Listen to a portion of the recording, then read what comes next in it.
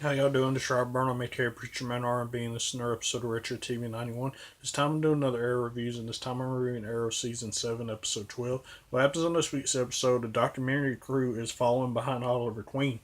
And in this episode, they're doing all these interviews with all the vigilantes. They interview Radman, they interview, uh, shoot, old girl that was hanging out with uh, Sarah whenever she was the Black Canary. All these people they interview, and during this interview, during the time that they're making the documentary, a new anti-vigilante shows up named Chimera, and he's hunting vigilantes. And Oliver finds his lair, and he already has Roy's masked, he has Emiko's masked, Radman's masked, and Helena's masked. And he's going after Oliver next because Emiko tells Oliver whenever he finds her, and he takes Emiko to the hospital, and she escapes from the hospital, and she talks to Wild Dog, and this is when she tells Wild Dog that Oliver's her half brother and all this.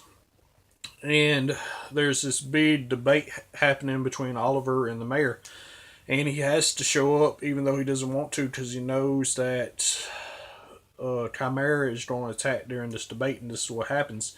And Team Arrow gets back together, and Chimera is stopped by Oliver when Oliver shoots a arrow through the center of his armor to shut him down. And after this, Mr. Terrific, Spartan, and Wild Dog get arrested. Well, Oliver and Dinah are turning themselves in because they say if their friends are going to be arrested, so will they be. And the mayor says that their friends ain't going to be arrested because the district attorney is not going to press charges, and she's going to deputize the rest of Team Arrow. So Team Arrow is going to be working for the police just like Oliver does. And the only other thing that happened is William comes back from boarding school, and we find out that he gets expelled, but we don't find out why he got expelled. And there's a little scene in the future with Connor and old girl that was helping Felicity, and they track down the old Arrow cave.